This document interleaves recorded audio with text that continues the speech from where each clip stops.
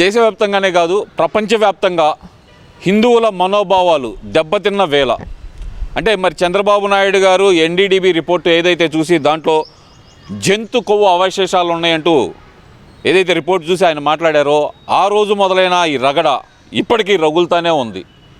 మరి ఇప్పుడు వైసీపీ నాయకులు వచ్చి ఏదైతే సుప్రీంకోర్టు ఏర్పాటు చేసిన సిట్ ఉందో దాది మాకు క్లీన్ చిట్ ఇచ్చేసింది, సుప్రీంకోర్టే మాకు క్లీన్ చిట్ ఇచ్చింది, దాంట్లో జంతు కొవ్వు అవశేషాలు లేవని చెప్పేసింది మాకు అని చెప్పి వైసీపీ నాయకులు చెప్తున్నారు. అసలు ఎలా చూడాలంటారు?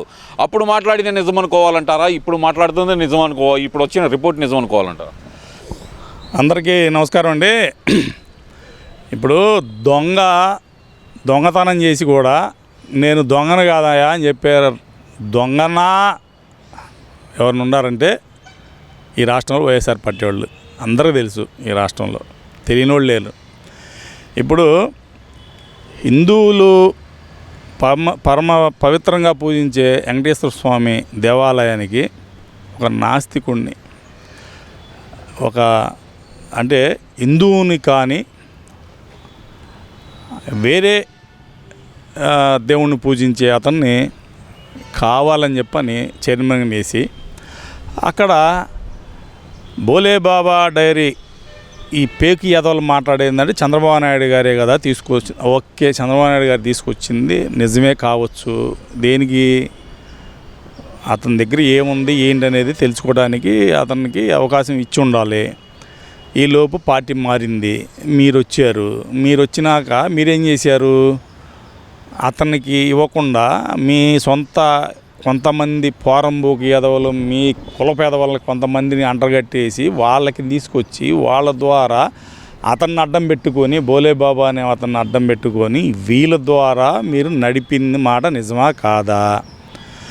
ఇక కల్తీ కాలేదని చెప్పని కల్తీ మాటలు మాట్లాడి ఈ కల్తీ ఎదవలకి నేను చెప్తున్నాను. ఎవరైతే మాట్లాడుతున్నారో వైఎస్ఆర్ పార్టీలో ఉండాల్సినటువంటి కల్తీ ఎదవలకి చెప్తున్నాను నేను. అది ఎదవల్లారా, కల్తీ ఎదవల్లారా, భగవంతుడికి మీరు చేసిన అన్యాయానికి ఏంది ఒక ఉదాహరణ. మీరు ఏదైతే మహామేత అని చెప్పని పూజించుకుంటారో ఆ మహామేతకి పావురాలు గుట్టలో పట్టింది. ఏం పట్టింది? ఆయనతో పెట్టుకొని. అదే దేవుడితో పెట్టుకున్న మీ జగన్మోహన్ రెడ్డి సైకోకి 11 సీట్లతో నామాలులాగా దేవుడికి పెట్టే మన ఏదైతే 2 బొట్లు అంటాం కదా మనం, ఆ నామాలలాగా ఖచ్చితంగా 11 సీట్లతో పండబెట్టినా మీకు సిగ్గు శరం రాలేదని చెప్పని ఈ సందర్భంగా అర్థమవుతుంది రాష్ట్ర ప్రజలకి. మీకు నోళ్ళ లేతే అవి పెనాలు పెట్టి కడగాల అని చెప్పని ఈ రాష్ట్ర ప్రజలు అనుకుంటున్నారు. ఎందుకంటే మీరే కదా పోరంబోకులు. సిట్టు అయితే మేము నమ్మము, మాకు చిట్టు అయితే చంద్రబాబు నాయుడు కూర్చోమంటే చిట్టు లేకమంటే చిట్టు అని చెప్పని మాట్లాడిన పోరంబోకులు మీరే కదా. మీరు సుప్రీంకోర్టుకి వెళ్ళారు కదా, సుప్రీంకోర్టు నుంచి మీరు ఆర్డర్ తెచ్చుకున్నారు కదా సిబిఐతో అని. సుప్రీంకోర్టు సిబిఐ అండ్ సిట్టుతో కమిటీ వేసింది కదా. మీరు మొదట అడిగారు సిట్టేనని, కాదు సిబిఐ అండ్ సిట్టు, సిబిఐని కలుపుకొని సిట్ అధికారులతో కలుపుకొని వేసిన కమిటీ అది.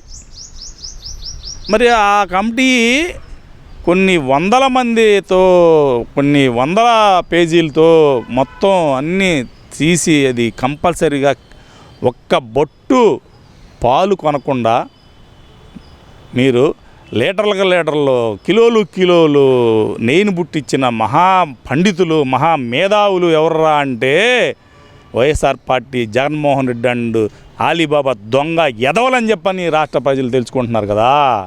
మీరే కదా. మీకు సిగ్గు శరం లజ్జ ఏ కోశానా లేదు.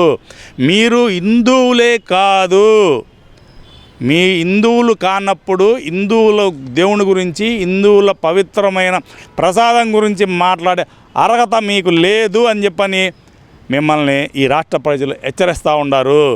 ఎదవల్లారా, గుర్తుపెట్టుకోండి. మీరు దేవుడితో పెట్టుకొని మీరు కల్తీ చేసింది కాక మళ్ళా మీరు ఎక్కడా దొరికిపోతున్నారో ప్రజలకు అని చెప్పని తెలుసుకొని సుప్రీంకోర్టు చెప్పలేదు అని చెప్పాను. సుప్రీంకోర్టు చెప్పేది ఏంద్రా? సుప్రీంకోర్టు ఆల్రెడీ ఇచ్చిందే ఏంటి? ఏం మాట్లాడుతున్నారు? పోరంబోకు ఎదవలారా. వాడు జగన్మోహన్ రెడ్డి ఒంగోని సంకనాకి నెలకి లక్షలు డబ్బులు తీసుకున్న ఒక అనలిస్ట్ అనే ముసుగులో ఉన్న ఒక ఎదవ గెడ్డంపు ప్రసాద్ అనే ఒక ఎదవ మన టీవీలో మాట్లాడుతున్నాడు. వాడంటా మీ అంతు తేలుస్తా మీ సాట తీస్తానన్నాడు. ఏంద్రా నువ్వు తెలిసేది దొంగ నా కొడక, నిన్ను ఎక్కడుండా నిన్ను పడేసి నా కొడక ఈడ్చి కొట్టబోతే తెలుగు ప్రజలు ఆంధ్ర రాష్ట్రం కాదు అనుకున్నాయేమో, హైదరాబాద్లో కూర్చొని ఊరగా ముండవైపుళ్ళు ఏడుతావరా ఎదవన్నారు ఎదవ ప్రసాద్గా. నీకే చెప్తున్నావు, నువ్వు దమ్ము ధైర్యం ఉండి నువ్వు అబ్బాయికి పుట్టుంటే నువ్వు హైదరాబాద్ ఇక్కడికి రారా, నువ్వు గుంటూరు రారా, విజయవాడ రారా, నిన్ను మాత్రం తాట తీస్తాను. దేవుడితో మా హిందూ దేవుడితో పెట్టుకొని నువ్వు మరీ ఎగస్ట్రాలు మాట్లాడుతున్నావు. నువ్వు బండారు వంశీతో నువ్వు పెట్టుకున్న వాదన మేము విన్నాము. ఎవరు సుప్రీంకోర్టు చెప్పిందా నీకు? ఏం చెప్పింది? కల్తీ అంటే ఏందిరా? కల్తీ జరిగిందని చెప్పని సిబిఐ సిట్ తేల్చింది. సుప్రీంకోర్టు ఇచ్చిన ఆర్డర్ ప్రకారం సుప్రీంకోర్టుకే ఇచ్చారు వాళ్ళు. కల్తీ జరగలేదు, కోవు కలిసింది. అవును, అంతకుముందు మీరు పంపించిన ఎవరైతే మా పార్టీ వచ్చినాక తెలుగుదేశం పార్టీ వచ్చినాక మా నాయకులు పంపించిన ల్యాబ్ నుంచి జంతు అవశేషాలు ఇందులో ఉండేయని చెప్పని ల్యాబ్ రిపోర్ట్ వచ్చిందా రాలేదా? ఉండే లేదా? మరి మీరు ఎందుకు ఉలిక్కి పడుతున్నారు? అంటే జంతు కోవులు కలవలేదు కానీ కల్తీ కలిసిందని ఒప్పుకున్నట్టు కదా. కల్తీ ఎదవలారా మీరు మాట్లాడేదే కదా. జంతు కోవు కలవలేదు కానీ కల్తీ మాత్రం కలిపాము మేము. అప్పనంగా 300 కోట్లు దొబ్బేశాము. ఎవరైతే సుబ్బారెడ్డి పిఏ ద్వారా, ఎవడైతే ఇంకొక బారంబోగు ఉన్నాడు కదా నల్లబండ అని చెప్పని వాగిన కరుణాకర్ రెడ్డి అని ఎదవ వాళ్ళ పిఏ ద్వారా మీరు చేసిన వ్యవహారాలు, నడిపిన వ్యవహారాలు ఈ రాష్ట్ర ప్రజలు చూశారు కాబట్టి మిమ్మల్ని బొందబెట్టారు. ఇంకా సిగ్గు లేకుండా సిగ్గులేని మాటలు మాట్లాడుతున్నారా? కల్తీ కాలేదు. సారీ ఎవరు చెప్పాలి? సారీ చంద్రబాబు నాయుడు గారు ఎందుకు చెప్పాలి? మీరు చేసిన పాపాలని ఈ రాష్ట్రంలో ఈ 18 ఏళ్ళ నుంచి ఒక్కోటి తీర్చుకురాడవుతున్నా కూడా 2 సంవత్సరాలు కావుతున్నా కూడా ఇంకా అది సమస్యలు తీర్తలేదురా బాబు. మీరు చేసిన మహాపాపాలకి సంవత్సరాల తరబడి పరిపాలించిన మీ నాన్న 6 సంవత్సరాలు ఉండి కాంగ్రెస్ పార్టీ 10 సంవత్సరాలు ఉండా ఈ రకంగా ఎప్పుడు చేయలేదు. మీరు చేసినటువంటి ఈ పాపాలకి మీకు ఇంకా మీ జీవితంలో 0. అంటే మీరేమో ఆ మాట అంటున్నారండి. మరి పేరు నాని గారు అంటున్నారు కదా, ఇలాంటి అబద్ధపు ప్రచారాలు చేసిన చంద్రబాబు నాయుడు గారి, అబద్ధాలు చెప్పిన చంద్రబాబు నాయుడు గారి నాలుక మీద దబ్బనం కాల్చి వాత పెట్టాలి, అలాగే కర్రు కాల్చి ఒళ్ళంతా వాత పెట్టాలి. ఏదైతే పవన్ కళ్యాణ్ గారి చేత రాష్ట్రంలో ఉన్న గుళ్ళన్నీ మెట్లు కడిగించాలి అంటూ మరి ఆయన అయితే చాలా సీరియస్గా చెప్తున్నారు కదా. మరి వాడు అట్టిడు కానీ ఎదవ ఒక పారంబోగు పవన్ కళ్యాణ్ గారు ఓడిస్తానని చెప్పని చేతగా పేరు మార్చుకున్న అసంటి వ్యవహారం లాగా ఉంది వీడు మాట్లాడే మాటలో. సిగ్గుండదురా తొరిపొలనా అని. నీకు ఒక బతికాన్ని ఇది. అరే పేద ప్రజలకి ఇవ్వాల్సిన బియ్యాన్ని పంది కొక్కుగా మేసి అమ్ముకొని 100 కోట్లు దొబ్బేసిన నువ్వేడా? చంద్రబాబు నాయుడు గారాడా? మీ భార్య పేరు మీద రాసి తప్పుకోవడానికి నువ్వు చేసిన వ్యవహారానికి చంద్రబాబు నాయుడు గారు లేడీస్ని అరెస్ట్ చేయడం ఎందుకులే అని చెప్పని ఆపితే నువ్వే మీడియా ముఖంగా పొగిడిన నీ నోరాడా? సొంత డబ్బుతో ప్రజలకి సేవ చేసేటటువంటి పవన్ కళ్యాణ్ గారు ఆడ. నీలాంటి పారంబోకులు మాట్లాడే మాటలు ఎవడన్నా విశ్వసిస్తాడా? దబ్బనం చేసి ఎందుకు దబ్బనం చేసి కొట్టాలరా మా నాయకుడిని? నిన్ను కొట్టాలా? మీ నాయకుడిని కొట్టాలా? ఆ రోజు మంత్రులుగా చేసి ఈ రాష్ట్రంలో ఉన్న ఆడబిడ్డల్ని మీ నోటికి వచ్చినట్టు మాట్లాడించినందుకు మీ నోళ్ళు కొట్టాలా? మీ కింద నుంచి దోపాలా? అది ఈ రాష్ట్ర ప్రజలు చేయాల్సింది. అది చేయలేదు కాబట్టే మిమ్మల్ని పోనీలే పాపం అని చెప్పని దయదలిచి వదిలేసినందుకు కూటమి నాయకులు నిజంగా ఆ దబ్బనంతో నీ మెడకాయకి 10 కుట్లు వేయాలి. ఇదంతా ఒక ఎత్తు అండి. ఇందాక మీరు అన్నారు ఏదైతే అనగా పెనాయిలతో కడగాలి అది ఇది అని.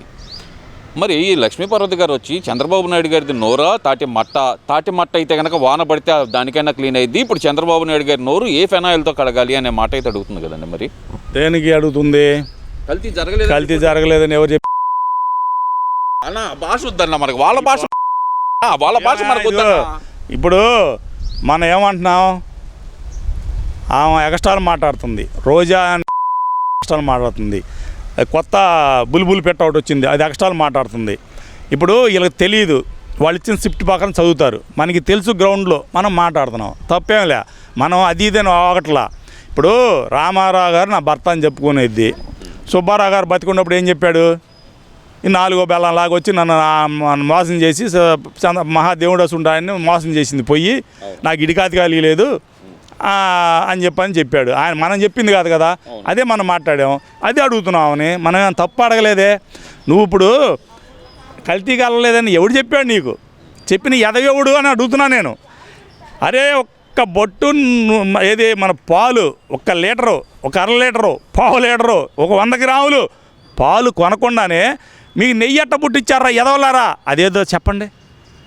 అదేదో ఎట్ట తయారు చేయాలి చెప్పండి రా బాబు. పల్లెటూరు ఇప్పుడు మన ఈ దేశంలో ఉన్నటువంటి 140 కోట్ల మంది శుభ్రంగా ఇంట్లో తయారు చేసుకుంటారు కదా ఆ నేతిని. చెప్పండి రా నాయన.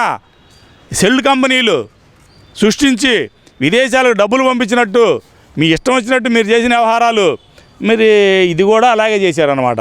ఒరే నాయన, దీంట్లో కలవలేదని ఎవరన్నారు? ఇప్పుడు ఆవు కొవ్వు కలవచ్చు, పంది కొవ్వు కలవచ్చు, అన్నీ కలిసి మీరు అంతా ఇది చేసి మీరు సుగంధ ద్రవ్యాలతో దాన్ని శుద్ధి చేసి మీరు చేయొచ్చు. అది అన్నీ కొన్ని కనపడతాయి, కొన్ని కనపడవు. ఇప్పుడు లేకపోతే నెయ్యి ఎట్టొచ్చిద్ది?